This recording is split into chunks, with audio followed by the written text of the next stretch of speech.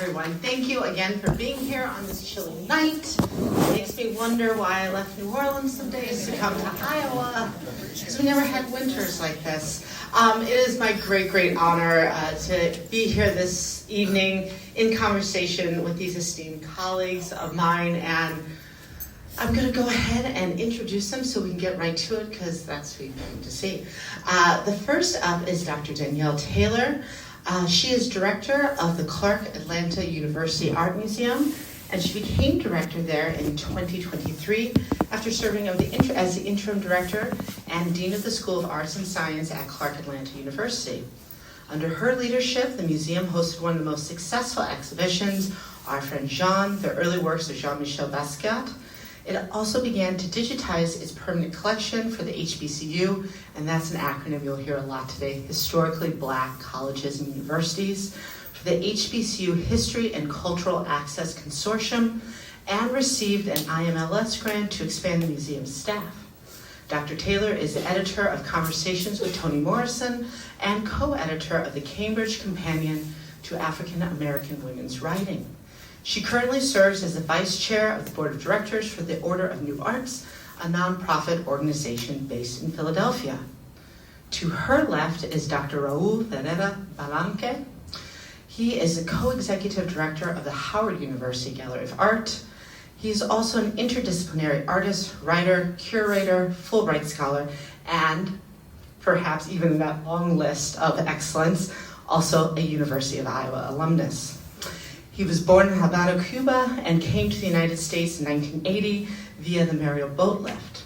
He has organized exhibitions across the country, including Genesis, the African American Experience in Art, the Ronald W. and Patricia Turner American Collection at Howard University Gallery of Art, and Africama Hemispheric Performance, Actions, Socially Public Participations, Rituals, and Ceremonies at the Center for Afrofuturist Studies here in Iowa City. He wrote as thesis Decolonial Transmoderna Latinx, MX, and also edited Andar Erótica Decolonial. Dr. Ferrera-Balanquet's artwork has been exhibited across the United States and internationally. And finally, we have Dr. Richard Breaux, which before I became a professor, I wrote a master's thesis, and Dr. Breaux was kind enough to serve on my committee. And it was, I won't say how long ago, because it was practically yesterday. It wasn't. But this is, one of really the first scholars to engage in a Black Midwest scholarship. So I'm so pleased to see you here and to be in conversation with you once again. He is the Associate Professor of Race, Gender, and Sexuality Studies at the University of Wisconsin-La Crosse. Dr. Breaux earned his doctorate and master's degree from the University of Iowa. He specializes in African American history and teaches a variety of courses such as Race, Gender, and Sport, 20th Century Civil Rights Movement, and History of Black Music. His recent publications include Mahajari Musicians, the recorded sounds of Arab Americans in the early 20th century, 1912 to 1936, in Miriam F. Al-Kazemi's and Claudia E. Okim's Arab Worlds Beyond the Middle East and North Africa, Songs of Nostalgia in New York City's Long-Lost Little Syria, in Syria Untold, and the Greater Syrian Diaspora at 78 RPMs, which is a series in Arab America. Additionally, he contributed the chapter Tireless Panthers and Skilled Competitors, Seeing UI's Black Male Athletes, 1934 to 1960, in the book Invisible Hawkeyes, Iowa Integration and the Long Civil Rights Movement, edited by Michael and Lena Hill. And without further ado, we'll get right to our panelists. So thank you all for being here. I was like, it warms your hands and your hearts, all of our hearts. So I think we should just kind of get into it. You all see your little microphones there. We can do a cipher later if need be. So for those who are unfamiliar of this kind of significant connection, between the University of Iowa and historically Black colleges and universities, HBCUs, in the earliest 20th century, Could you kind of provide an overview of the kind of the context in which this arrangement happened and the connections? You know, the title of this program is Heard It Through the Grapevine, and so maybe kind of tie that in as well.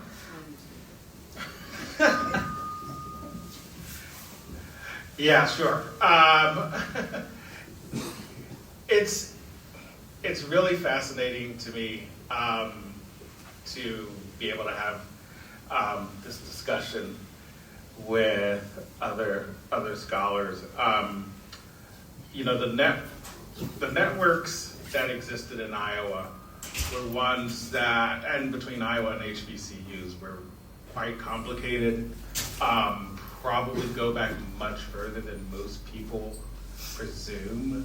A lot of people kind of start to look around the 1930s especially, and I know Invisible Hawkeyes does. But those connections really go back to the 19th century. So, for example, I have to find a good place to put this. Yeah, let me actually take way to go. And then you guys can put this. Okay. So, I'm sorry, excuse me, I'm gonna use some notes.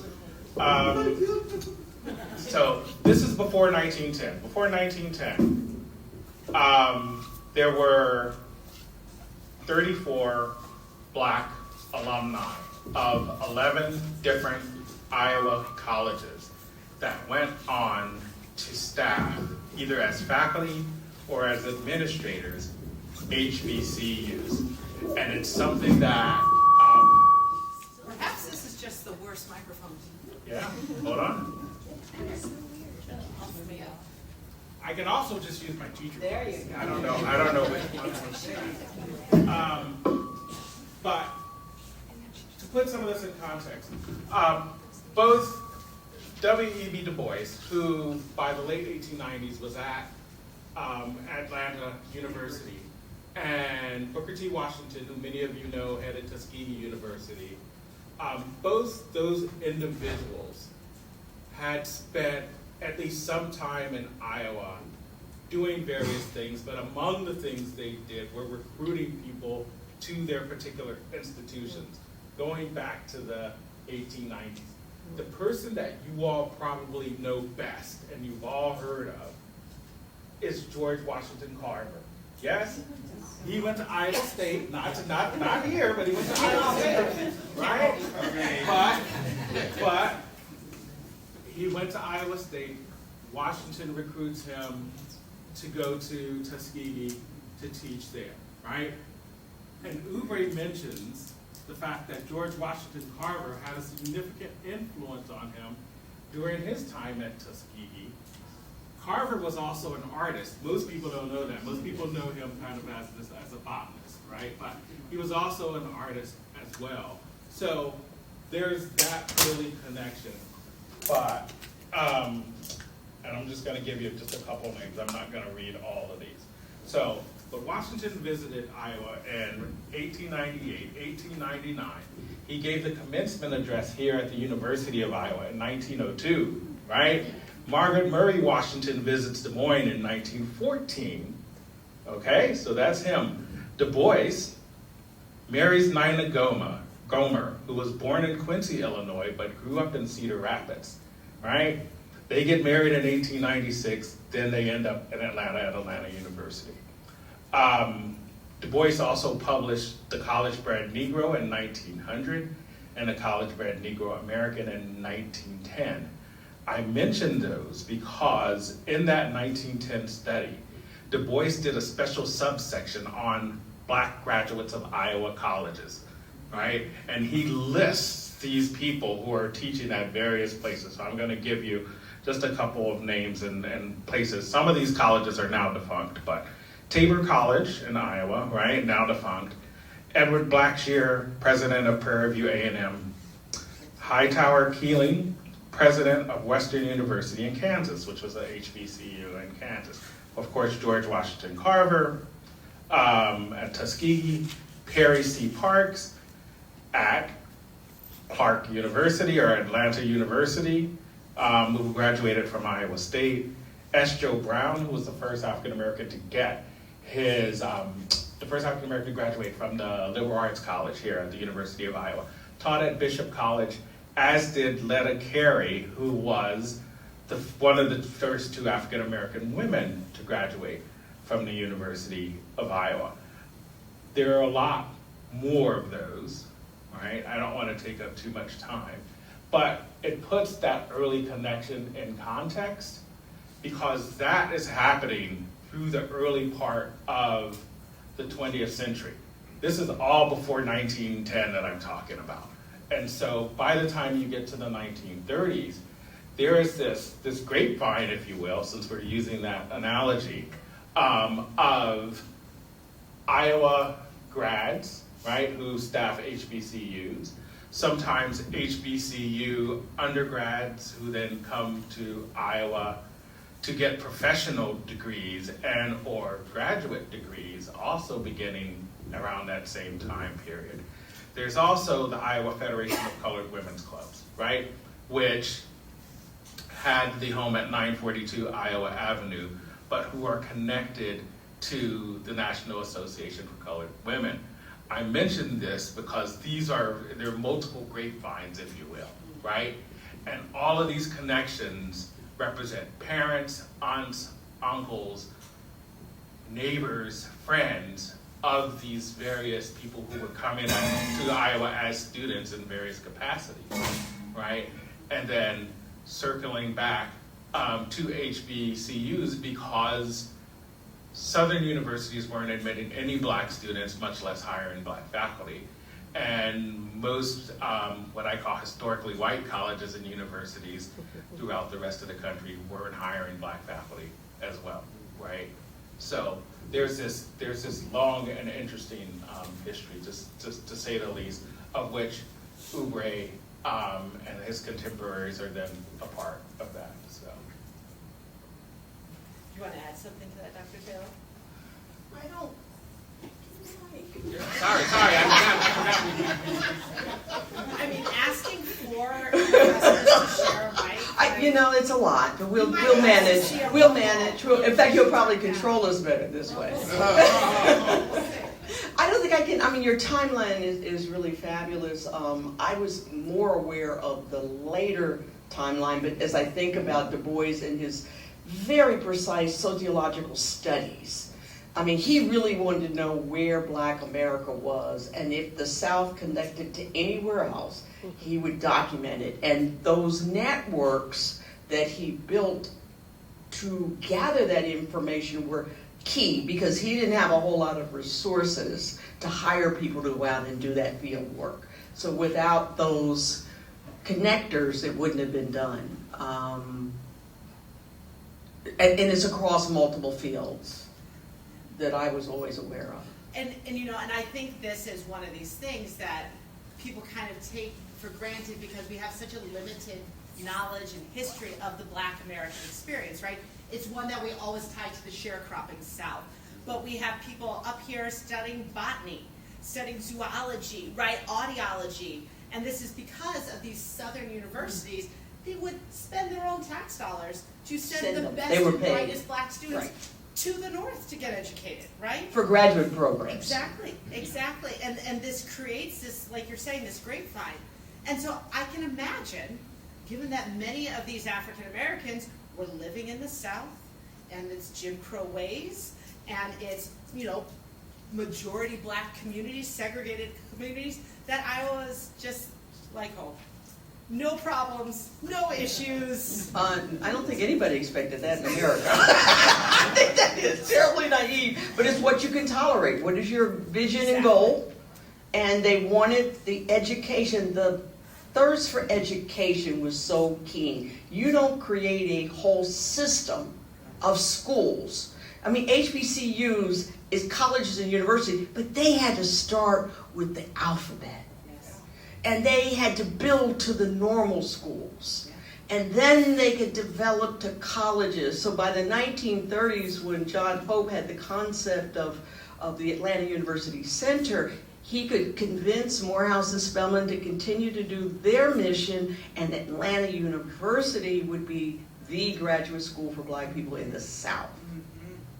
but he didn't have any art, so he had to recruit Woodruff to come down to Atlanta University to teach studio art. So it's a very, and then everybody gets trained and they go to other HBCUs and start art departments. Catholic, trained here, starts Dillard University's art department in New Orleans. These are just, it's always a seeding process. You know, you build a certain demographic content and then they can go out and spread. And so when these students arrive in Iowa, I imagine on a day like today, right? What is it like for them, right? The weather's different, the landscape is different. They're in this, you know, hyper white space. What is the kind of academic life for African American students here? Well, I first want to honor the Meskwaki ancestors, who I think that one of the reasons why I was somehow brought ancestrally into this land, and also my African ancestors and their, you know, how they got together. I want to also say that my connection with Iowa and HBCU stopped at Duke University. I'm sorry you didn't mention that I have a PhD from Duke University, but I think it's really important because it was there when I look back to Elizabeth Catlett when I was doing my study of art history and find out that I had an ancestry at this university that I needed to study and go deep into it. So I figured out that then there was this whole history that sadly, when I came to school here, you know, and even though I got my bachelor and I got my master and MFA at the art school, until this day, African American art history, Latin American or Latino art is not being taught at this university. And so talking about the experience of coming to this space, you know, I have to deal with the absence of knowledge about who you are, even though this university and the philosophy of the art department and the film school was about being yourself and not being able to really access knowledge and classes, you know, information about your experience and the history of your experience and how to do double work. I mean, you know, because dealing with the white space, I have to, you know, today we were talking about how the Chicano house, the Chicano Latino house, and the Afro house are across each other. So during when I was an undergraduate, we all got always together in, you know, during the football games and have big parties, and you know, and so there was a relationship with that community. And I think what is really important is the community, the Meskwaki Native American students, the African Americans, the Chicanos, somehow taught me how to survive in the white space, you know. So I figured out to travel across whiteness, you know, not understanding the structural racism that was taking place in this great alma mater, you know, but that's what I wanted to mention, that there was, even though there was a small community that of indigenous, Native Americans, Latinos, and Afro Americans who really trained me to really, and not to get assimilated into whiteness, because that was really important. And there was a conversation that always was taking place. You have to be yourself, don't get assimilated, because then, you know, the empire is going to eat you, you know, and you are not going to be nobody, which was really important and really interesting. But I'm just going to finish also with this, because it was important to me that every time when I arrived to Iowa and was walking on the street, every time that I passed by an African American, the African American, the woman, the elder, whatever it was, will go and say, gesture to me. And I was a roommate with Sherry Muhanji, who is the African American well-known novelist. And I asked Sherry why they go like this and say, well, they recognize you right next on your face. But this comes from the slavery times. During colonial times, we were not allowed to talk what this was. And so it was really interesting to learn about how visual language and performing, the body was important in creating communication in Black spaces. And I mean, you're coming, 60, 70 years after kind of this early crop of students arrived at the university, but it seems like there are so many kind of similarities of your experience and their historical experiences. How did those students navigate this kind of hostile, empire to face, and they did not even have the benefit of kind of critical masses of indigenous or Latinx students here as well? What were the networks and kind of survival strategies that they used to protect themselves and to get out with the degree, and most importantly, their sense of self intact? I think there was a much stronger sense of self and one's connection to your family and home. Because, Iowa would have been strange. I don't know how Du Bois just went to Germany and got his PhD from Germany when Harvard wouldn't barely recognize him. And it really had to come from a certain African rootedness that had to be in the cultures and families that people were coming from. Because you knew you weren't seen.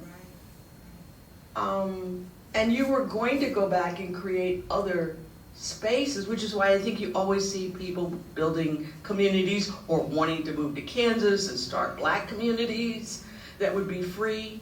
I would say there was a little danger when we went past the civil rights and Black Power movement that people assumed we had assimilated. And went, surprise! And I'll leave it there.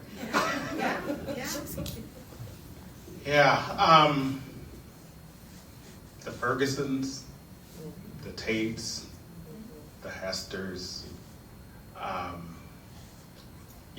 Black families in Iowa City, some of them with connections to the university, but most of them with no official connection to the university, play a huge part in being a supportive net, home, place of refuge for Black students who come here, right? And some of those students described fairly early on everything from arriving at the train station and kind of just walking the streets until they saw a Black face, to other people having connections. Iowa did have several African American communities of its own. Waterloo, Des Moines,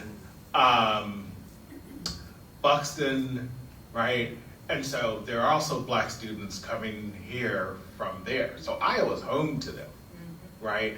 And it's nothing new to be an African American in this white space where you're simultaneously both hyper visible and then invisible at the same time, right? And so, and those students talked about struggling to eat certain places.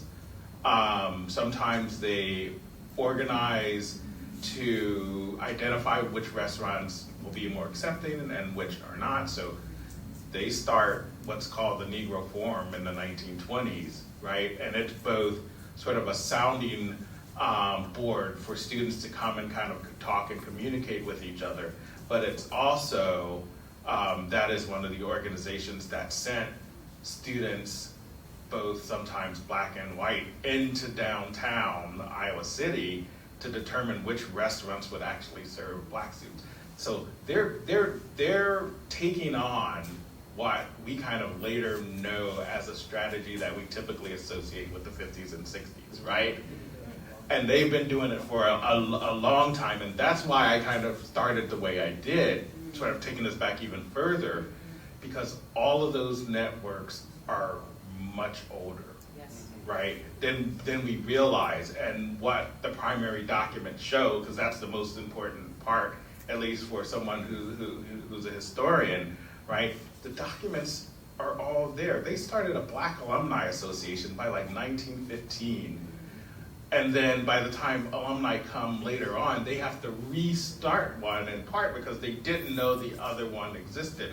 And there was a generational break, right? What happens when kind of the record keeper died by 1950, so that people who came 5 or 6 years later didn't know, right, about what had existed before them. But I think one of the things that we, when we talk about Hayward and Juanita Oubre coming here, and I want to plug Juanita because she doesn't get her props, but she's an Iowa grad as well, right? Goes on and teaches at HBCUs as well. And so I think that their experience is unique in some ways because they eventually married, right? I believe just before coming to Iowa, if I'm remembering correctly. But they're being married, but before their children were born, if my timeline is correct, made it so that they could live in the trailers, right? Because Iowa was just desegregating its dorms. 1945, Betty Jean Arnett technically becomes the first Black student ever to live in a dorm in Currier Hall. And I say ever, on a regular basis, or on a continuous basis, and that's partly because during World War I, Black male students who were enrolled in the Student Army Training Corps were allowed to live in a quad, right? It's interesting because it's only during wartime. It's kind of a wartime emergency. They're enlisted in what was the equivalent of the ROTC, but the ROTC didn't exist as we knew it yet. So Iowa makes an exception then, but right after World War I is done, it's no more, right? No more Black people in the dorm again. So, and that stays or remains the case until, like I said, 1945.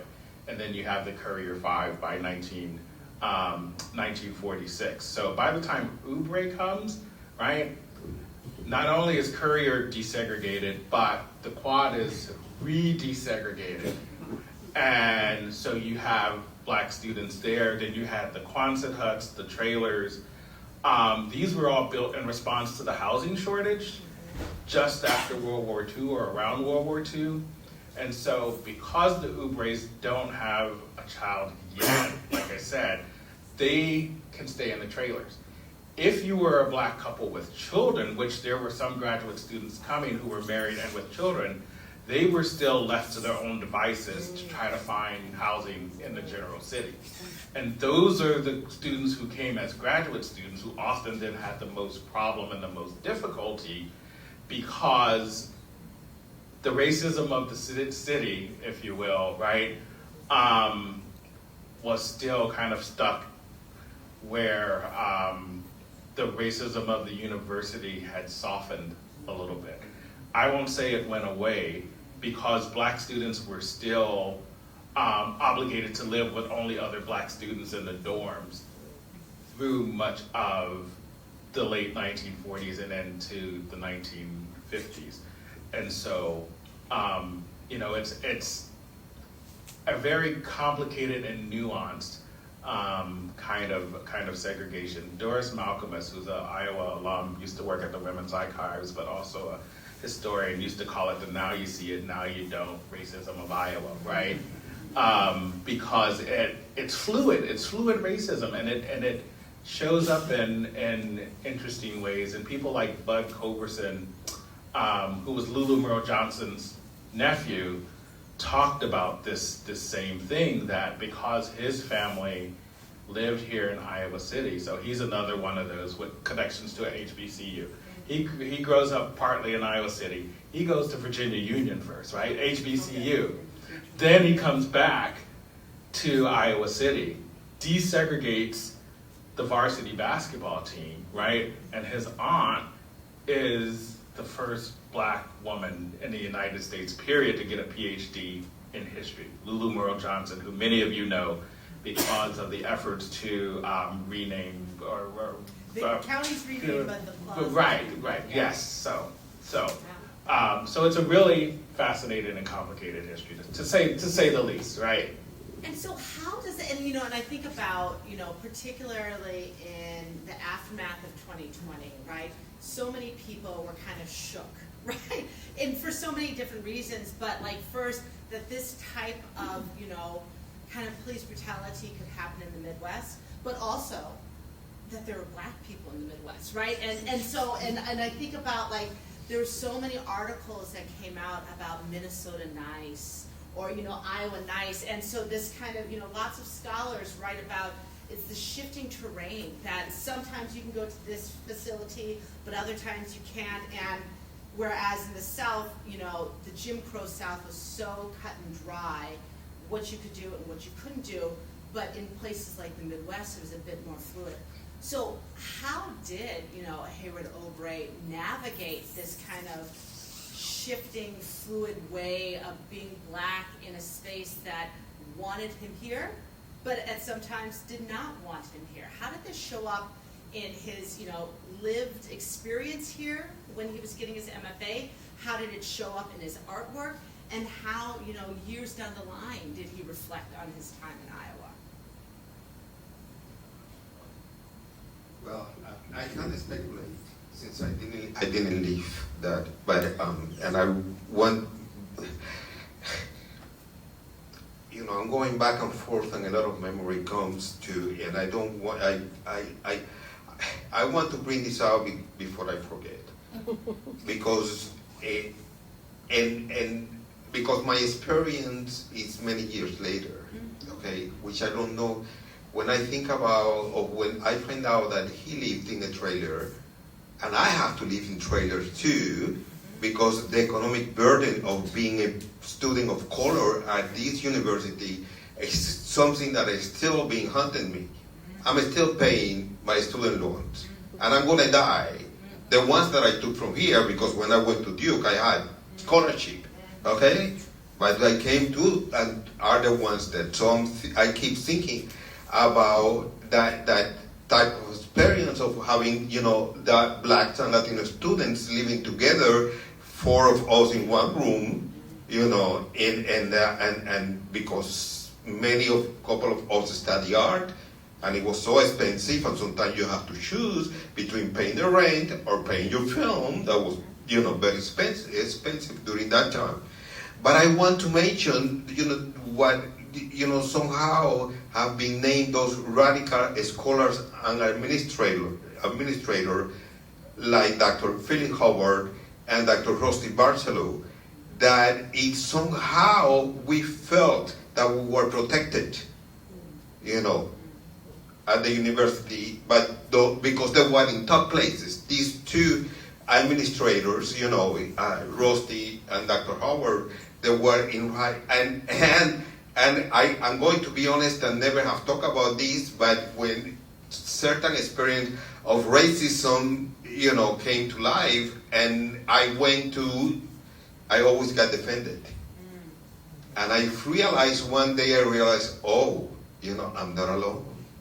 You know, there are people in the structure, you know, that, and I think when I look back to the experience of not only Howard, but also Catholic, and the kind of, and Chandler, you know, and that specific time, and how certain professors in the art school, they have individually, because to do this analysis, we have to analyze the professors, that is the university, that is the board of regents, you know, and all of that in that structure, you know, plays a part in how racism take place, you know, in this, or has affected us as a student in this university. Because as my, I should say, limited knowledge of African American history, when I arrived here, I always questioned how Catholic was able to graduate. And I find out that Grant Wood, who was, you know, pushed, defended her, you know, but Grant Wood was gay. You know, and I was being accused of being gay and expelled from this university, from not only from being gay, but from being the kind of great painter and artist that he is. because, you know, the art school wanted to bring that avant-garde, you know, European, which I don't deny is really good, but, you know, we need to really go deep into that, you know. And how the compromise of the professors, not only, you know, and we can see how even James Lesky, all the professors who help, you know, the art student who really, you know, somehow align with the experience, were able to understand it because they had experienced oppression, even though they were white and Iowans, like Grandwood, you know. So he understood what Kathleen was going through and say, you know, she's going to graduate it, and she did, you know, and became, it's really interesting that now, you know, after so many years, she's been recognized at this institution, but when I came here, I didn't know who she was, you know, and that's sad, that's sad.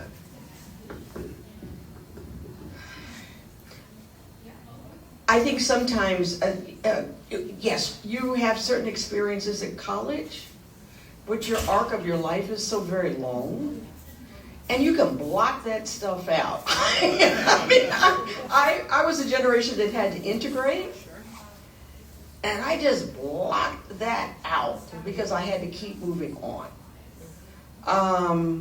But at some point, you do have to pull your whole fragmented self together. I do think, this is interesting, if Hayward was married, he has a core. So he has somebody there with him. Catlett had Margaret Walker. And she and Margaret Walker and Catlett became lifelong friends. They worked together.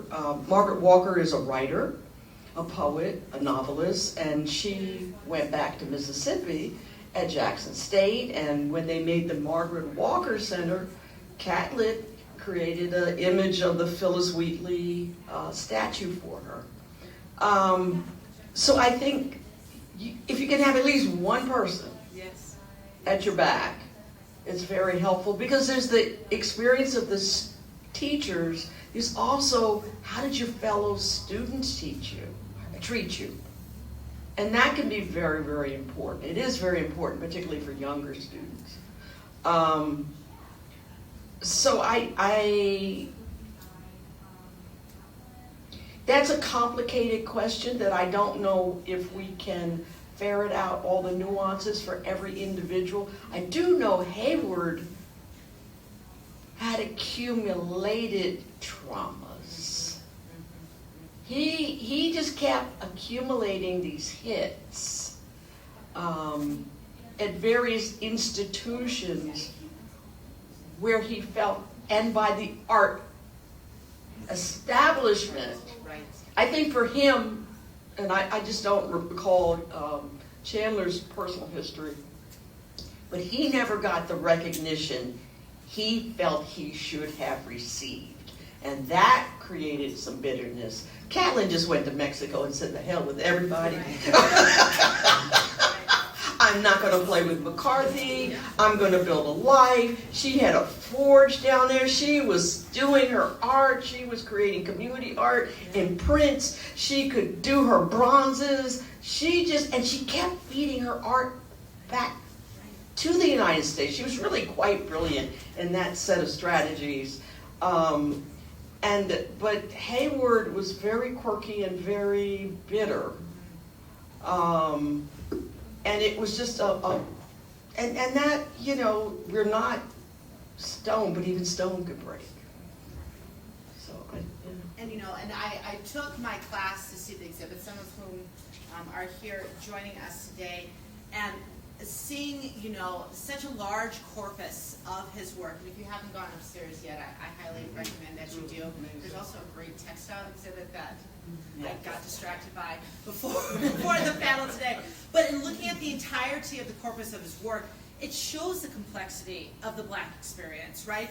And that it's not necessarily the artwork or the memory or the sense of interiority is one that is always in conversation with oppression or black-white binary, right? There is so much richness in the Black experience. And I think of the beautiful portraits that he has of family, that he has of, you know, the Black Christ, and all of these things. I think it reflects a depth of the Black knowledge of self, and kind of even pushing against this Du Boisian idea of double consciousness, right?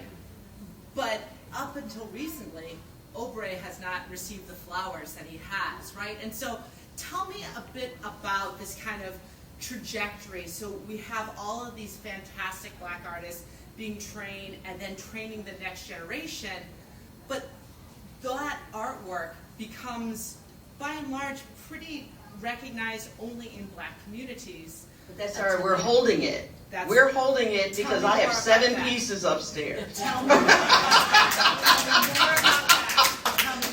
that. And that's why the HBCUs were so important, because we would employ he taught at 3 different Black schools, training other people. Hale Woodruff was an important influence on him, because Hale back and forth between Alabama and Atlanta all the time doing things. And it's interesting because he in his sculptural work, Elizabeth Catlett kept beating him in that category. And that's when he really pivoted to the wires. And he had to find something else, because she was just such a fabulous sculptor. And he got so mad. But you know what, let me do a different race. And he found his own voice in something that nobody has ever done. But I think that's the beauty of a large museum exhibition, is to see the career, the arc of an artist. And he kept creating in different forms. He was he just kept evolving. He's an amazing artist. This really echoes different levels and different experience, and I want to bring back to, there is this constant and systematic practice of not hiring Black Latinos or Black Latinos or indigenous people in the academia, that's why I end up at Howard, because even though I got a PhD from Duke, because I'm a decolonial artist, I don't get into white spaces, and what I really want to bring also in the idea of having a family, having support was really important, because I came here at the fall of 1980. The AIDS epidemic came up the next year. It blew up. And thanks to the Gay and Lesbian Student Association, I got trained in using condom. And I'm here. Okay? And that was really important, the consciousness that this student body at this university, and also the faculty, I should say, had in certain issues. I also was trained by the Women's Against Racism Committee, from RAC, the Women's Center, in the early 1980s. So I knew how to navigate and understand the whole complexity of the colonial metrics and racism before I finished my undergraduate. So I understood a lot of things that I was experiencing at this university and figured out a way not only to survive, that to counterattack racism. Today we were talking this morning with lunch, and that's how did I learn, when, a white patriarchal man tried to overpower me, and I switched to Spanish and he get lost. I don't have to say, honey, I'm bilingual, you're not.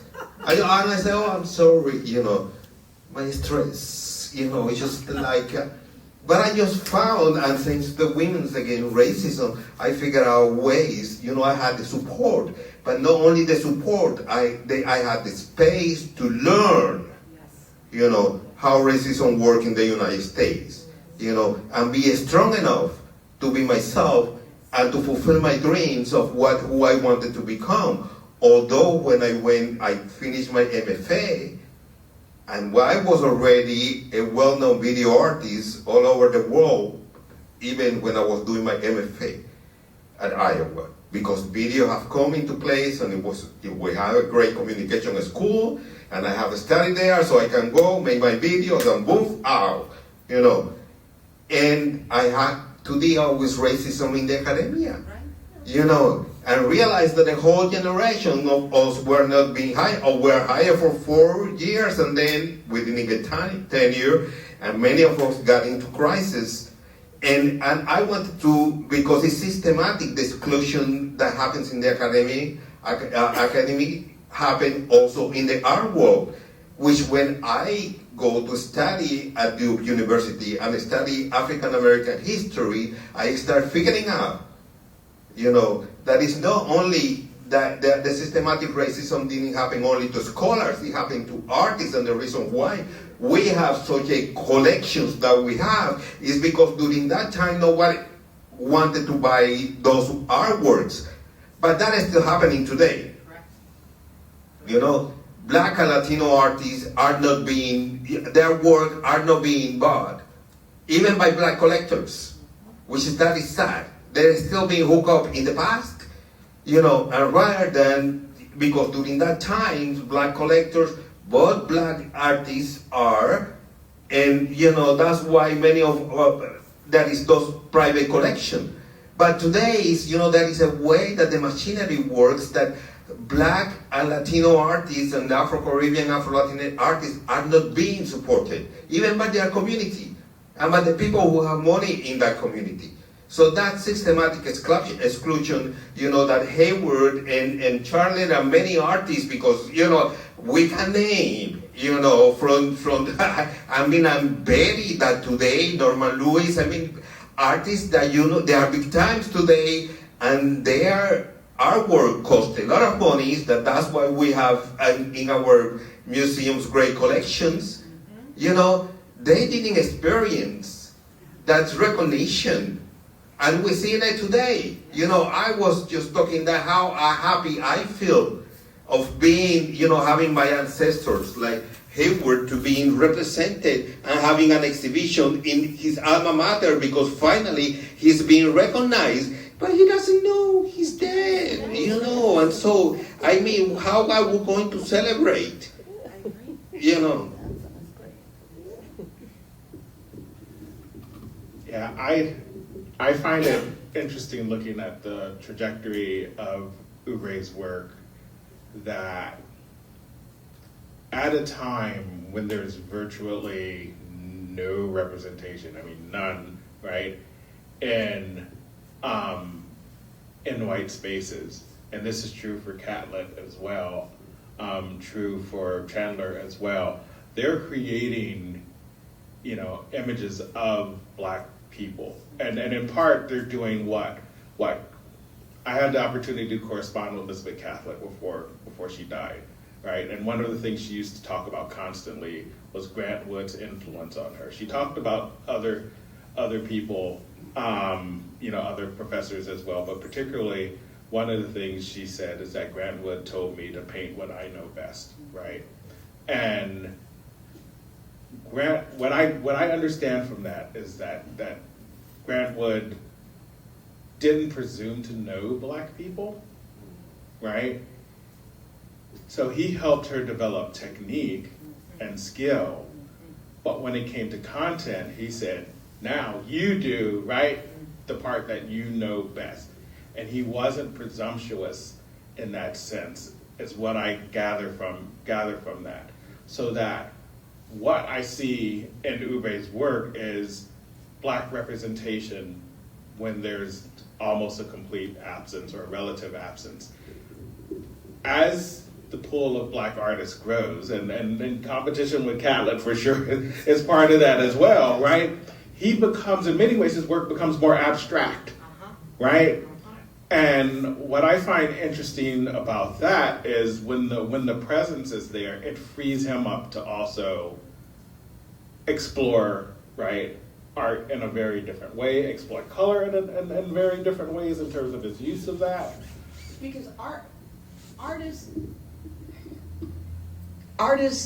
Black artist, and that is a really broad term, Yeah. okay? That's a lot of people that you're sticking in some bucket. I don't know what the shape of that bucket is. But if you talk to people that their style is abstraction, it's to take the figure away and show the interior of what blackness is, which is the black self or the black group. And I'm not an art historian, so I've had to learn this like real quick. On a speed course in this structure. And the other thing I wanted to say is I taught early in my career at the School of the Art Institute. Boy, you talk about a racist place. Man, in Chicago. But it occurred to me there were very few black PhDs in art history. And it was because I'm looking at this edifice. And the school is attached to the edifice.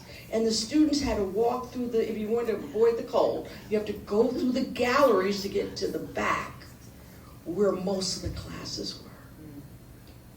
And art was considered the pinnacle of white civilization. And so if this was more than history or literature that I knew, so it's structured in such a way from where things are displayed, the gallery system, the collector system, the educational system. It is really one of the most complex artistic worlds that can be very hard to navigate. And you have to develop a voice, and I use that because I come from literature, but I mean your style. Can somebody look at your stuff and say, oh, that's a Gillian, or that's a, you have to do that to be outstanding.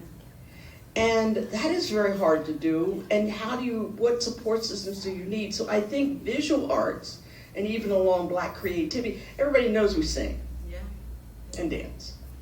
The writers came in next, slamming. By the Harlem Renaissance, you have so many writers. The visual artist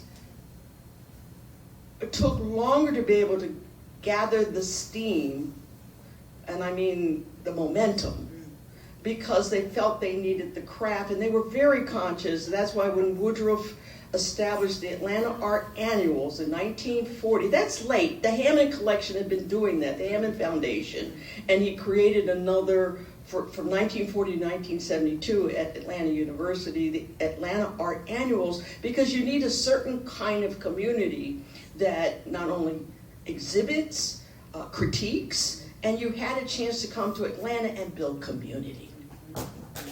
And that was really, it's just taken the visual arts have been up against impediments structurally and in the culture, because art has been separated by the edifice and structures of art.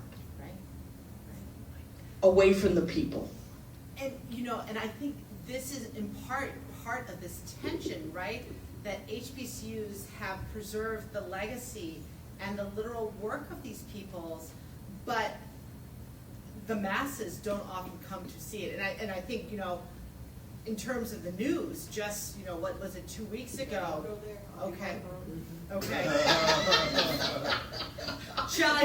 you can tell. I was like, shall I try to carefully it at all? But Hale Woodruff's beautiful murals, right? The Amistad. The Amistad murals, right, which are depicting when enslaved or soon to be enslaved Africans overtook the boat and to fight for their freedom. And he has this ginormous WPA funded for murals depicting this act of black resistance, and it's in Alabama State College, right? No, it's at Talladega. At Talladega, excuse me. An HBCU, but because HBCUs have been so underfunded, they just sold 2 of these iconic works of black art to the Toledo Museum of Art. And so it's this tension, right? of preservation and honoring the space and the people who inspired and appreciated this art and the bottom line, right? There's so many vultures circling Sure. that it has me really, really very nervous. And I'm hoping to do something. I don't want to jinx it by saying too much, but we as directors need to be strategizing together. And so I'm hoping this gets the support it needs to have this pulled off.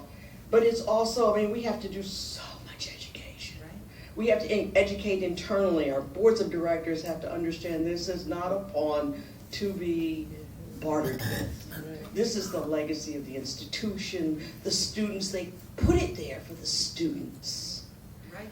So there are other strategies that might have been, and the whole world of digitization and people taking your images, and it's really fraught right now.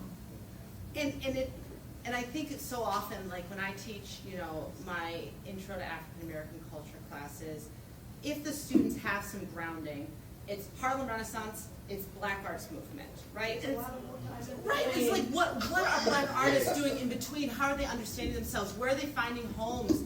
And why is it that those two periods, the prolific periods, right, dynamic, really genre-shaping periods, right, so rightfully so, are the ones that we talk about? How does this help us think about audience and messaging and what the messages Black artists are disseminating? I think there are a lot of things that need, and a lot of knowledge that needs to be discussed, disseminated, because, sometimes, we talk about Atlanta, that it was also the Harmon Foundation in New York, and so, it was happening in many places, and the Harlem Renaissance, it wasn't only in New York. It was a diaspora, a global diaspora movement, and there were a lot of Afro-Caribbeans, Afro-Cubans involved in the Harlem Renaissance, Afro-Puerto Ricans, but that's not being discussed. And when the history of African American art is being written, even the experience of Afro-Caribbeans like Norman Lewis, Blackburn, Chicloro, all of that is get erased. They become Black artists, and the whole, So there are a systematic exclusion that it takes place even within our way of communication, of creating knowledge that needs to be really, being criticized. Because James Potter, who is supposed to call, the master of African American art, which he's not, because Alain Locke wrote the book before him, and he is, but since he was gay, it's, we all know about that. But he also excluded the artists from the South in his great book of Negro Modern Art. So we have to understand how also, all these fragmentations that take place even within our community. Because the colonial system and education that we have even at this school have been really good in ways to not giving us the skills and the abilities to understand how they pitch against each other, and not recognize how we have been trained to erase even our people from our own history. And that the colonial process needs to take place. I think that I also, for me, it's really, it has been really, really interesting how I became the director of the greatest, but I use it, and the oldest, because, it had, Howard University Gallery of Art has, it's a great place, and they have a lot of I'm going to take that back because I do, there are also great Black museums in the United States, but yes, Raul, sorry, my ego, but it's amazing, sometimes every time that I go to the storage room and see the artwork, I just go, God, really, am I here? What is, how did I arrive here? But it's as I know how I arrived here. I mean, today we were talking about how, because I do believe in ancestral memory, how Hayward, Catlett, and Chandler, as being my ancestor who studied at this university, have really somehow, because I have gotten knowledge about them, so have made me to rethink even my own history and my own way of like confronting the situation, you know. But it's really amazing also to see how much the way that the African American history have been written. You know, we really need to discuss the issues of representation now when we're talking about abstraction. Because in many times, I mean, the great masters, Dickinson and Turner, were considered not black artists because they didn't have black artists in front of them. And why do you need to have, in order to be a black artist, you need to have black people? You know, why? But that's Western idea of representation, which needs to be discussed. Because for many of us, I mean, maybe because our generation got trained in understanding that the landscape of African American artists of the 1800s were a place of liberation, of freedom, of getting away from the oppression and finding an imagining place where they could be free from all the racism. For the moment, but that's, you know, it's important. But also this whole, when you were talking about Harlem Renaissance and Black movement, what happened to social realism? Which is so important. So important to understand the experience. So you need the artists, because artists are always cutting edge. They do things that nobody else can do. You need the scholars. You do need the scholars. You need the scholars to write the books and the articles, okay, that make those timelines. Okay, I can't talk about African American literature and leave Richard Wright out. He was not in the Harlem Renaissance, and he is not the Black Power movement. But I know all of Charles Chuck, I know all of those because that, actually Darwin Turner's an important part of that, of giving you those timelines. So you need the scholars to bridge those timelines. That's not the artist's role. They're doing the primary creative work. And so, you know, even when we talk about young people are going into being in the museums, everybody doesn't need to be a curator. We need collections managers, we need conservationists, we need so many people to give you a functioning museum that are trained.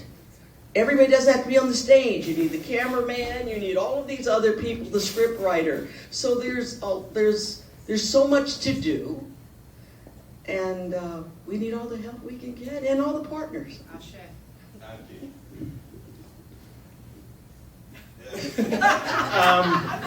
No, that's okay. I'm gonna Go back. I'm gonna plug a couple different people. Bernard Goss is one of them. Graduated with an art degree, bachelor's, not an MFA, but he fits into this conversation about people who fit sort of in the middle of the Black arts movement and the Harlem Renaissance, right? His primary medium or area was drawing. He did painting as well. He was one of the founders of the South Side Art Group, which gives us the Chicago Renaissance that we don't really always talk about in terms of that art, right? But he was good friends with Margaret Walker as well.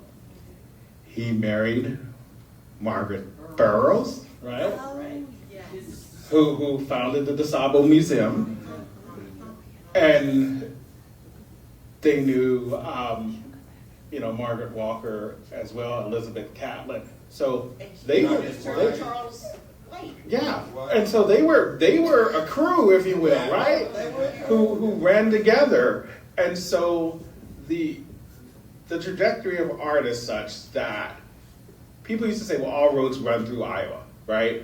It's an interesting saying, but those connections between a larger Black arts movement, right, and people coming to study at Iowa at various points, whether it's a bachelor's degree or a master's degree or a PhD, and then going on to HBCUs, you know, those connections, in some ways, the power of the experience speaks for themselves, because many of them kept sending students here.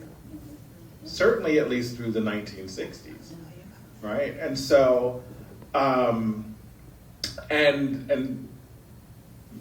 probably in spite of the racism, I don't want to say because of, but, you know, I'm thinking about a couple different things. The other thing is Oubre's piece. He has a couple pieces up there that if you go up, you can see.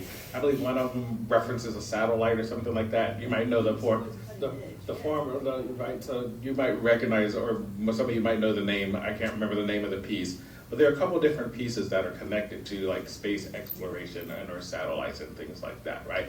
And to me, I'm thinking to myself, why does his name never come up when it comes to Afrofuturism? Because that's exactly what it is. It's what he's doing, right?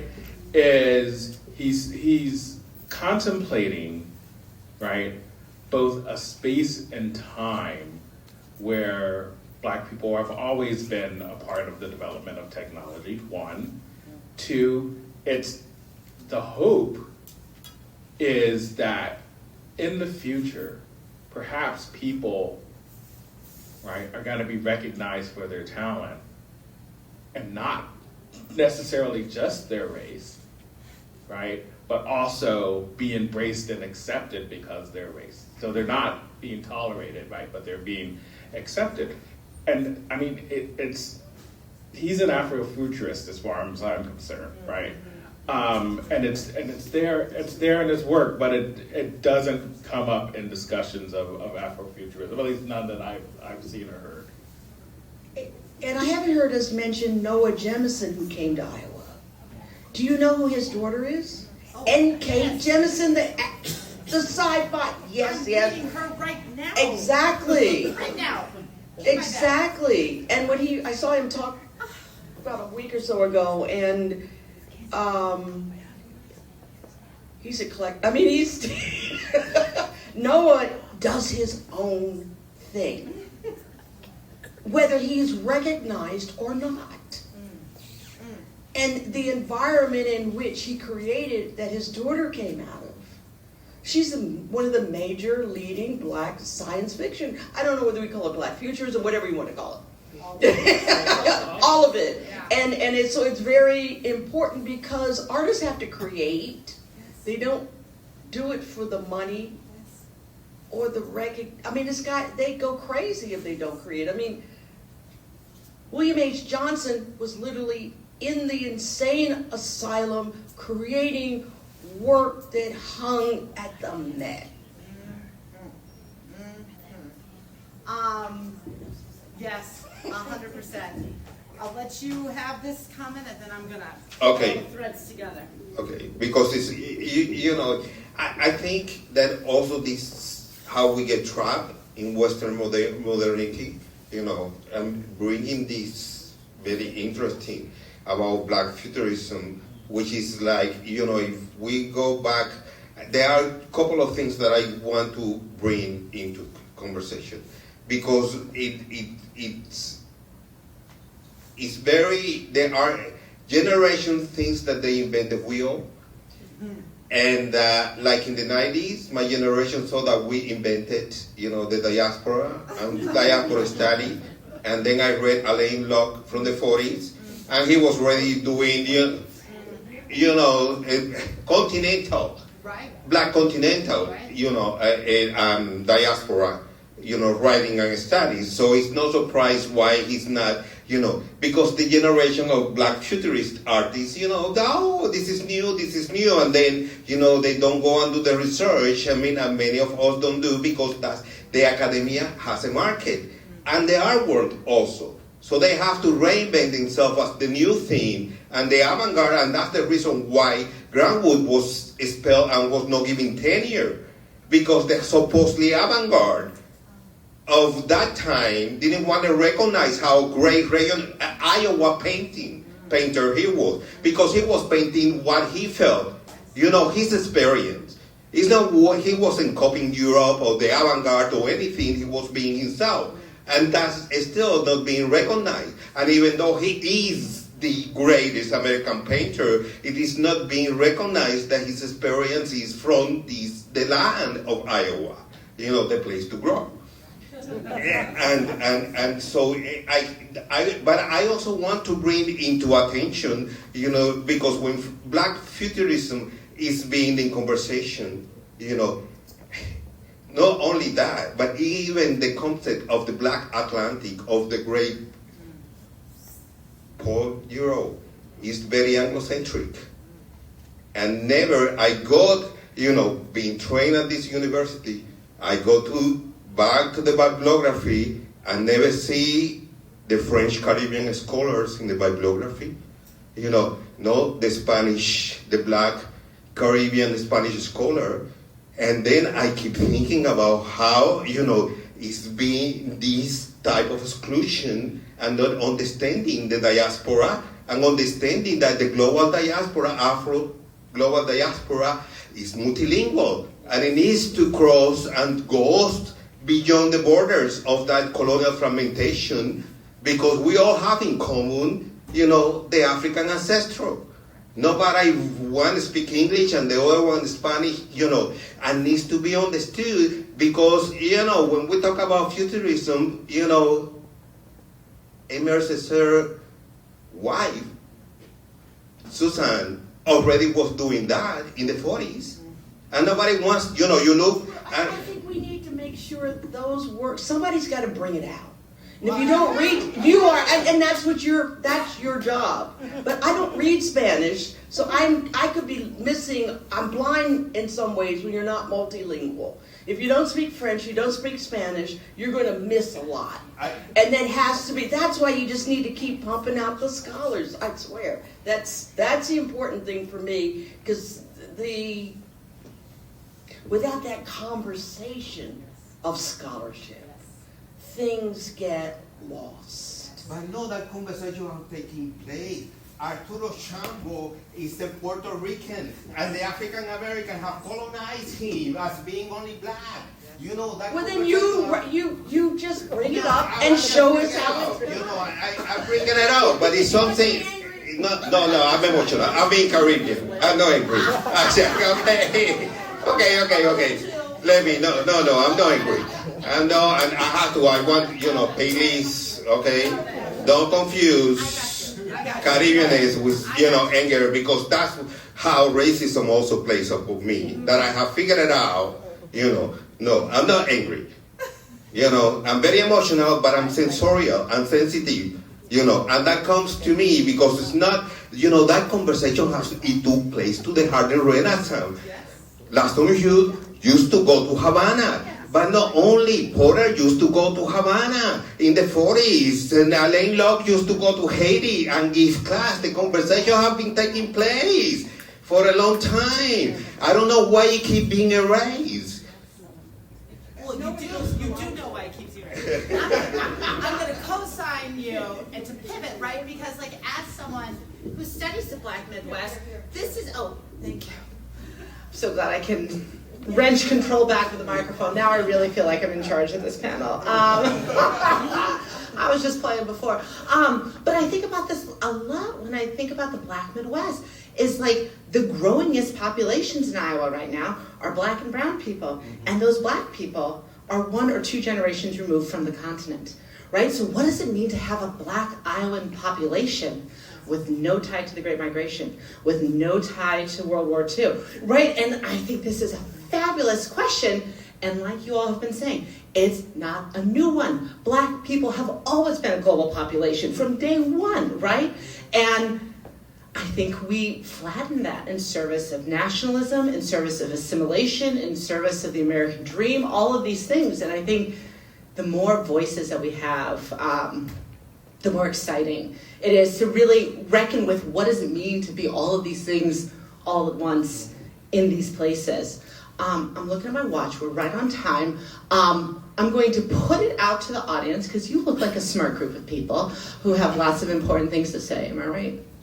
Good. Good. And I want y'all to think about this, and maybe if you can integrate it into some questions or answers that these folk are questioning you about. What's exciting you right now about the field of Black art, Black scholarship? And because this seems to be a real intelligent crew, maybe with some disposable income, what do you encourage them to read, to watch, to buy, to go up to Prairie Lights, to donate to a scholarship fund for, these types of things?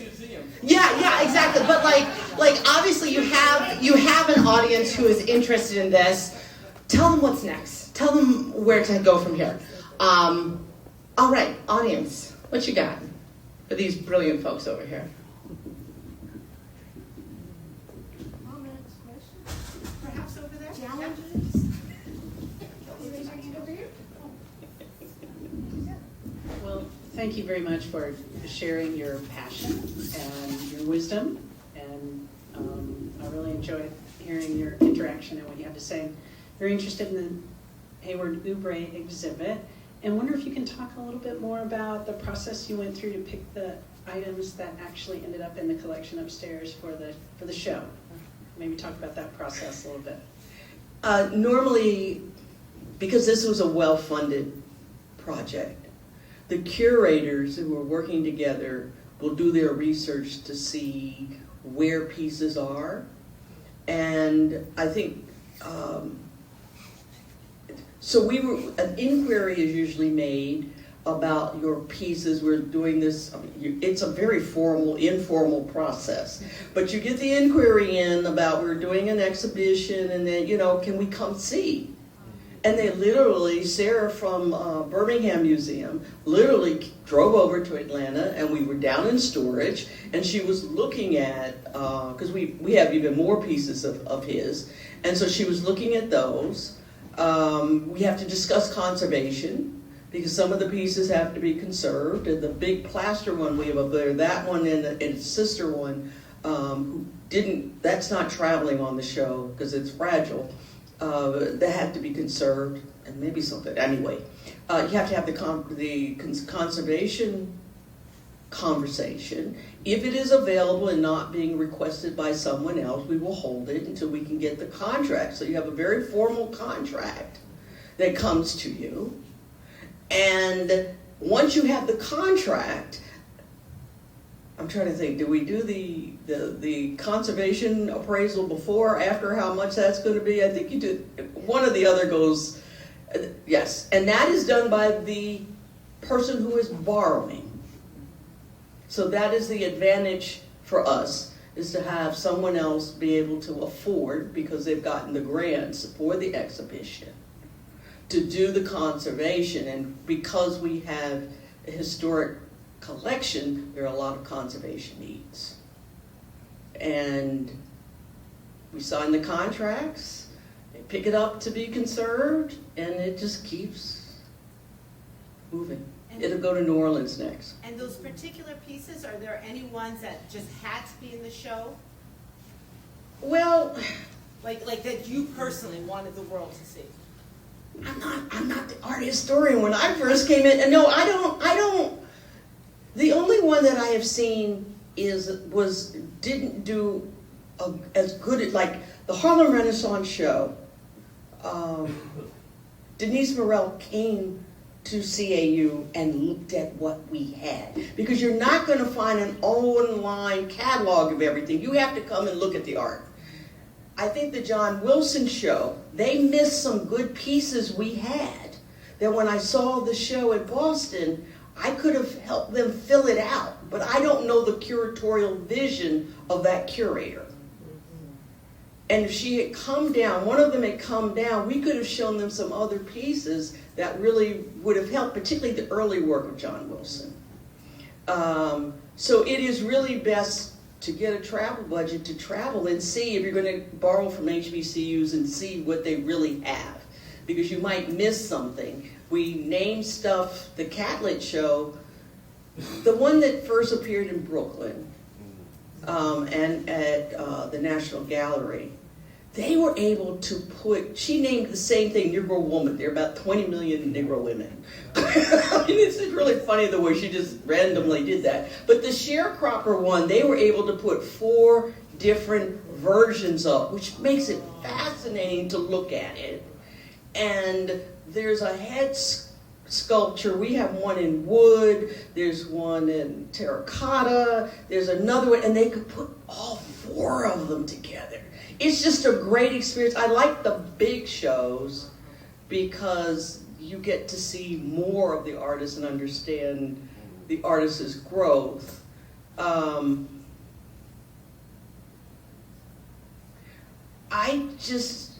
That's answering the question. Love it. Very good. Any other questions?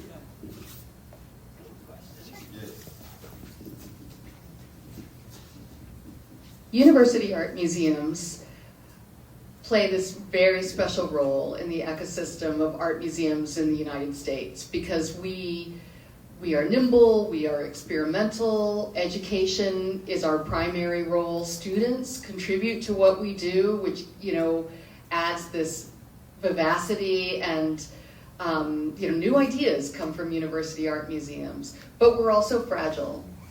How do we protect one another? How do we work together as a network so that our university art museums don't have to, because the big museums can be predatory, right? Like, we don't want the art collections going, off to museums that already have vast collections. How do we protect one another and work together?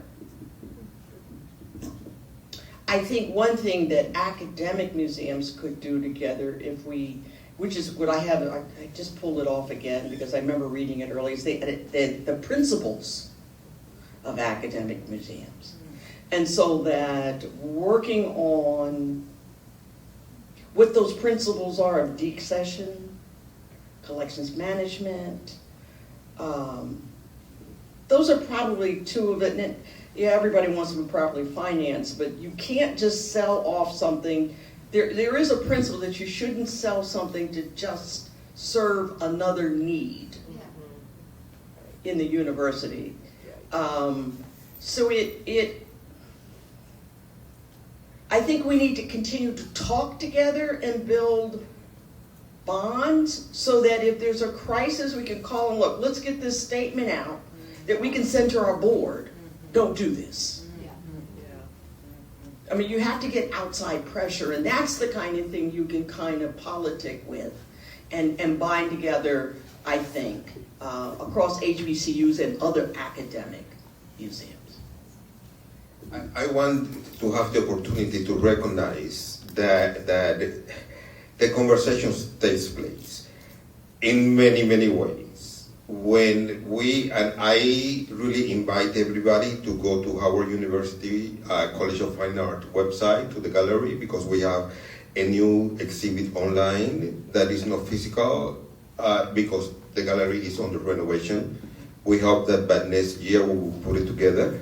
But I want to bring out to one of the ways in which we collaborate. When I start working on this exhibition, I mean, Lauren was one of the person that I brought into my curatorial board, and I had great help and to as a way, and it's really interesting how we have become connected because of the experience in Iowa, and being among the directors union or whatever it is of museums in the United States.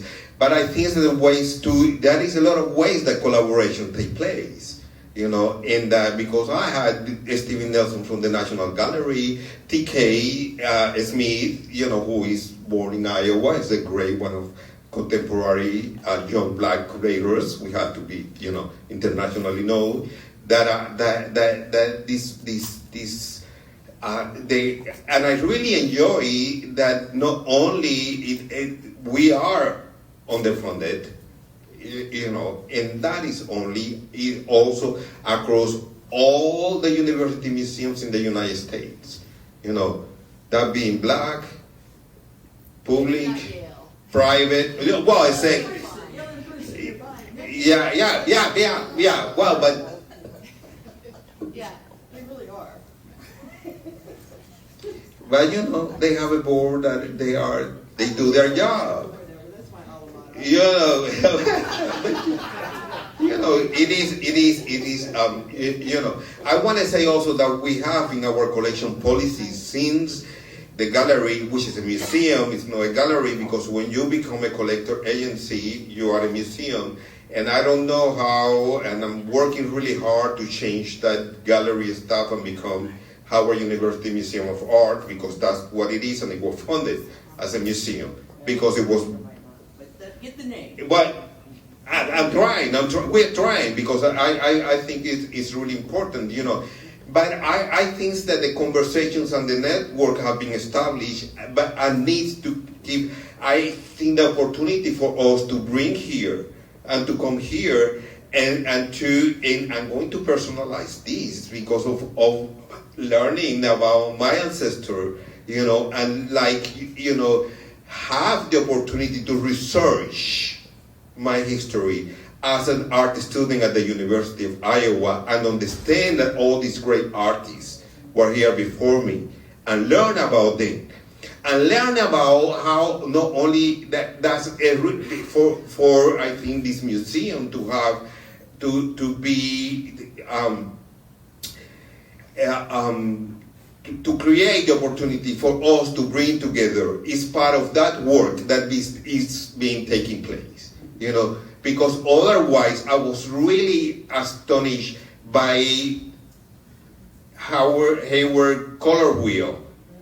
But when I went up and saw the exhibition, I understood a lot of things from the catalog and the research I didn't get, and how the transformation from all, and how looking, as you say, looking inside of what it means to be African descendant, how you sense color, how you sense the space. And I was talking about how, because I'm working with the concept of what is black geometries, which is not a Cartesian three-dimensional, and many of the sculptures that Hayward did with the wire, many of them are multidimensional, going and flowing to different spaces, you know. And I wanted to bring out also how important it is to think about movement, because in African philosophy and way of thinking as spirituality and cosmology, movement is more important than time and space, because movement creates time and creates the space as it flows. Okay? And when I was, you know, really looking and analyzing, you know, I was not only black futurism, I was thinking how Hayward was already during his time decolonizing his creative process. You know, getting away from the black education that I did, and many of us who came here, you know, which I don't deny, okay? Don't get me wrong, because I'm multilingual in Spanish and you know, and baby drawings and ideograms and English, you know, I'm also multilingual in different cultural spaces, you know, and recognize, you know, how when Western ideas and concepts are good for me, so I use it and bring it, and you know, so I don't want to deny that education, because for me have been very important and that part of me. But I think that he knew, he sensed it, because his latest painting and his way of understanding color and sensation through colors and creating a space, and how colors, also the shifting of color create movement, you know, and I say why I'm saying personal, because for me, just coming back and researching my alma mater and my ancestor is such an important healing process. You know, my way of understanding their work is a way of healing, you know, many exclusion or racism that I have experienced in the art world, and realizing that I do have ancestor at this place, from this place that I came and not knowing that there was another university. So I do think that there is a lot of work that needs to be done, but I want to recognize that Lauren have been, you know, at least working with Howard University as and that conversation, and you know, we working with Clara. I mean, we always add into conversation and ways to support each other. I think that it will be very strategic if we keep, you know, having those conversations and figure out way in when we can collaborate. I also want to say that, you know, when I became a scholar of Catholic, which I'm not, because after seeing the show at Brooklyn, I say I don't know shit about Catholic, okay? Because she went beyond. When I saw all those work, it was just, you know, oh no. I was seeing for the first time. But you know what? I was mad at that show. Chicago did not do the complete show. And I spoke to that curator because they took my works out. And I said, how could you take Clark Atlanta's works out of the show in Chicago with the alumni base and everybody we had and how important Catholic was, blah, blah, blah, blah. But we didn't have enough space. That place has more space than space. I mean, there are all these nuances of the way even shows travel that can give it a different experience. So I think it's been great that I've been able to have as many conversations across the board. I went to the academic, which one was in Santa Fe? That was the academic museums and galleries. Yeah, and you're going to be here. You're going to be here. I know, I wasn't planning to come back to Iowa. Maybe it'll be warmer. It's not warm, it was the summer. At least I had that one in the summer, but you know, I think I will come back. And there was another, there are all of these associations that I've been trying to make connections at and learn across the board. And there are more museum associations than you would ever imagine. And they all start with AA. Yeah, and then AAAM, which is the African American Museums. And then there's the Southeast Museum Conference. CMAC. Yeah. Oh my God, this is a whole secret language. I'm telling you, it's a secret world. Right He's there.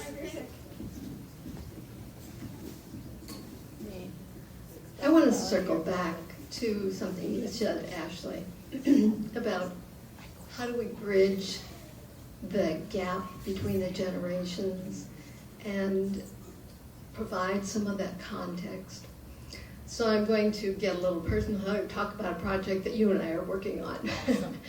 which is to commemorate Lula Merle Johnson, who is now the person for whom Johnson County is named, Johnson County's eponym. So, and Ashley is working on this, helping with the interpretive panels, and descendants of Lula Merle Johnson family are working on this as well. They've been a great source of information.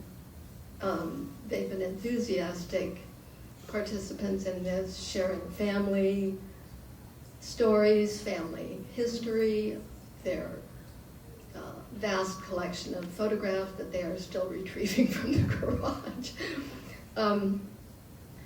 But the centerpiece, the project was to create an interpretive exhibit commemorating her life, her significance, what she means to Iowa and Iowa City. So the centerpiece of this is a piece of sculpture, and it's representational.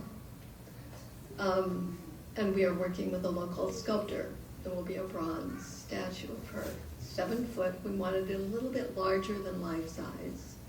We were torn. Do we want it life size, something that people can come up to and touch? And we kind of, when we saw how small life size looks from not a very far distance, we decided, no, we need to go larger than that. But it is meant to visualize her so that people can see her. And then they can look at the interpretive panels, and there will be 6, a lot of interpretive panels for a sculpture. 3 of them will be focused on her, one on where she came from, a small town in rural southwest Iowa, where she came from a family with a farming background who migrated from Tennessee through Kentucky, Illinois, and to Iowa. We don't know quite how they ended up here, but there was a community in this rural area in Taylor County in southwest Iowa. So there was a black community within the white, predominant. And we think that's important. And I think we're still trying to fathom the importance of all of that. But part of it was the community and the family. The second panel will interpret her experience here in Iowa City and the University of Iowa, where in her own words, she felt she encountered racial discrimination for the first time.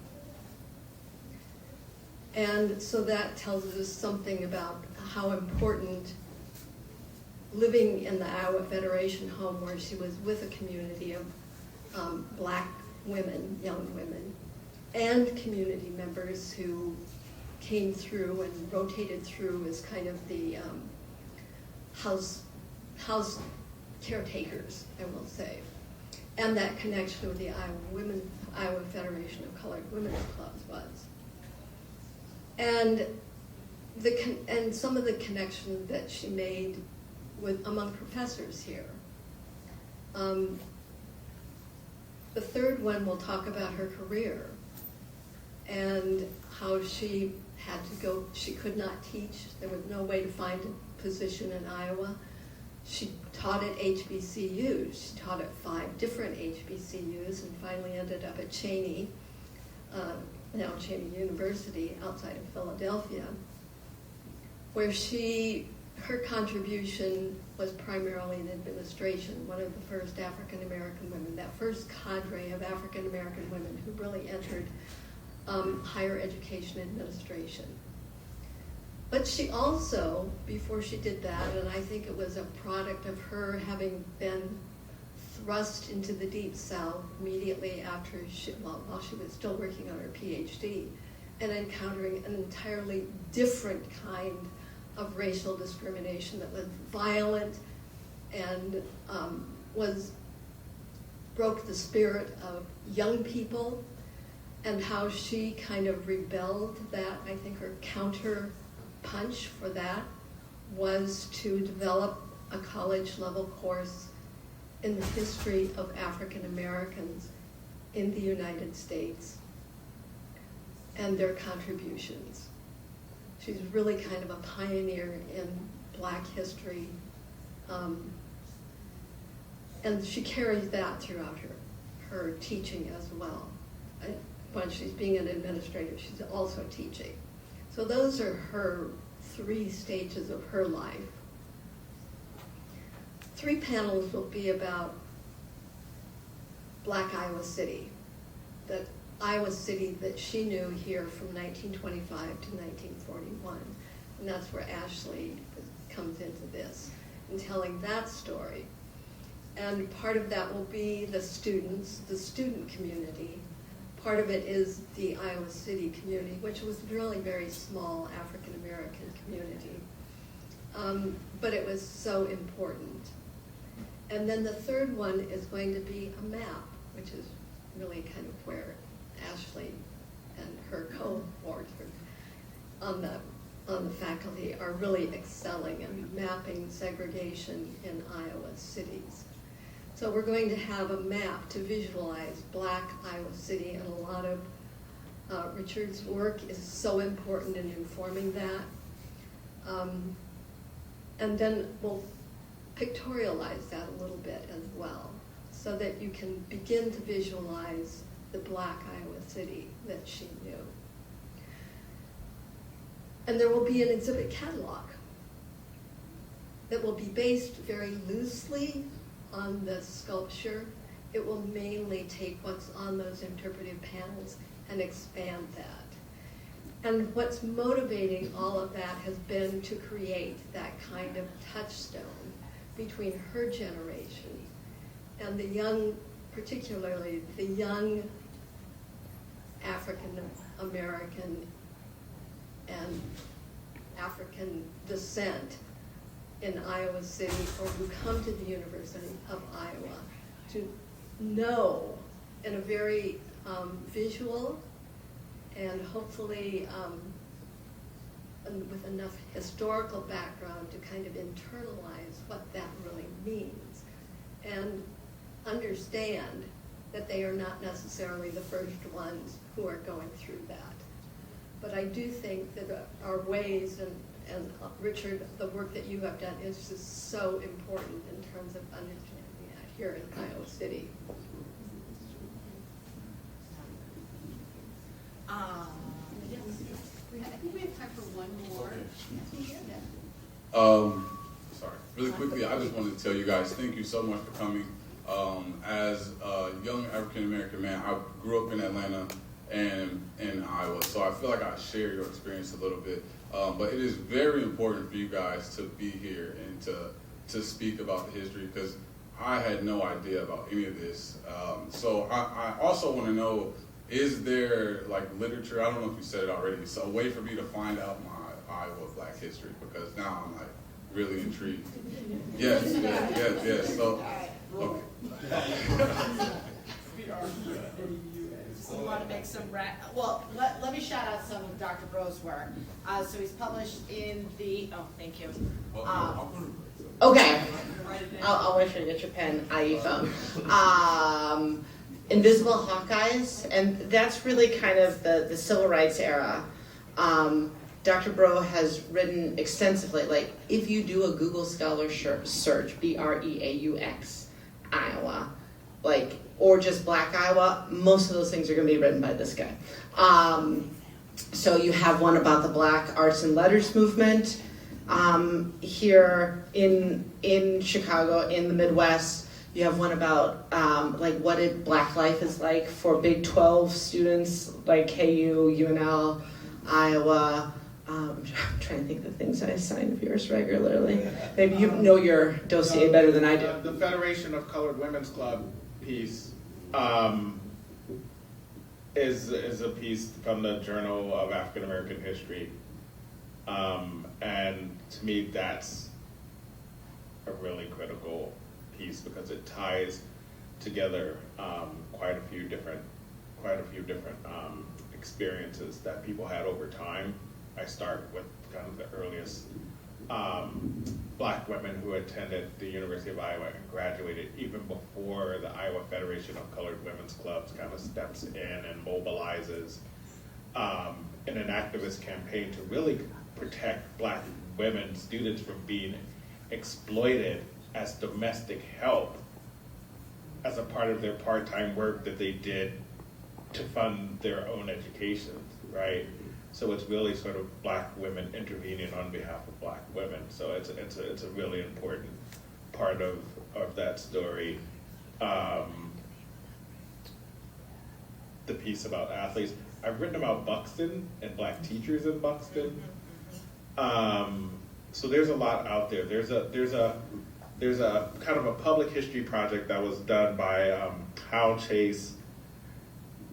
I'm blanking on the name of it. Outside In, yes. Outside In, that was done years and years and years ago. But it's a place to get started, at least. So, yeah.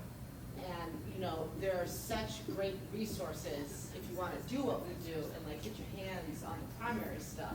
So, like, the Iowa Women's Archives has tons of stuff about Black Iowa women, including oral histories, their dance cards, menus, photographs. The African American Museum of Iowa is currently doing an exhibit on Black farmers.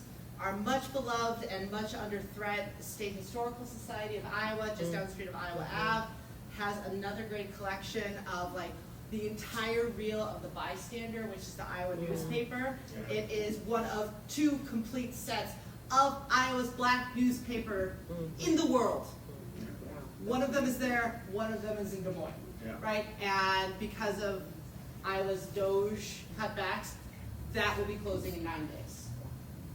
The archive? Correct. Yeah. The state archive? The Iowa City The State Iowa City Archive. branch of the state Right, archive, and everything yes. else hopefully might go to Des Moines or maybe not. Right, so this isn't some kind of esoteric question that we talk about how do we preserve black legacies. It is real and it is currently under threat. So I'm glad we've convinced one more person to get on our team. And I'm going to quickly mention a connection to HBCUs in Iowa that often gets completely underlooked. By the 1960s, there was an exchange program, formal exchange program called RELI. It was the Rust, Iowa, Lemoyne-Owen exchange, where faculty and students came between and traveled between those universities and took classes and did faculty development work. Students got involved with some voter registration stuff while they were down there. It's really an interesting project that was undertaken, and the University of Iowa wasn't the only one. There were other places. I know John Dittmer writes about a similar program between Brown and people in Mississippi, or Tougaloo, yeah. So, I mean, it's an important chapter that doesn't really get, I think, the attention it deserves. And so there's so much history with links between Iowa's. This is Ashley's area, right? The Black Panther Party in Des Moines, and then the students here who were protesting in the 60s, and then the Black Panther chapter in Chicago that included Mark Clark and Fred Hampton. There were ties and networks of people going between all of these places. Because people drove around. Yes, absolutely. People drove all across the country. Yeah. They got around. We were not locked into anywhere. Once the physical change of slavery came on, Black people were on the move. They were all over the place. And Langston Hughes, I'm going to take a boat to wherever. I don't have a dime in my pocket. Woodruff didn't have any money. He went to Paris. I mean, people moved around, and I think that's important for people to move around to get other perspectives. But people have always been moving. And in particularly the Black Midwest, right? Like if you read these black newspapers, there's always these great little 2-line sentences of Mrs. Joe Brown visited her sister in Moline, right? And these types of things. And I'm a Midwesterner, if you haven't already guessed. And I married some dude from Jersey, and he does not understand how everything is like next door in the Midwest. I made a mistake. It's a long drive. Like I flew into Philly thinking that it's like next door to Newark, and he's like, "What's wrong with you?" I was like, "It's only 2 hours. I drive 2 hours all the time in the Midwest. I drove 3 hours today, right?" And he's like, "That's not how we do." And this is very much what Dr. Breaux is talking about, right? All of these networks. CORE had a Midwest chapter, and so CORE youth members are going to Minneapolis, they're going to Kansas City, they're going to St. Louis, because they're like, we are small, but we are mighty, and much like academic museums and galleries, we're going to support each other and get out there. And I think that's probably the message to end on. Awesome. Thank you, everybody.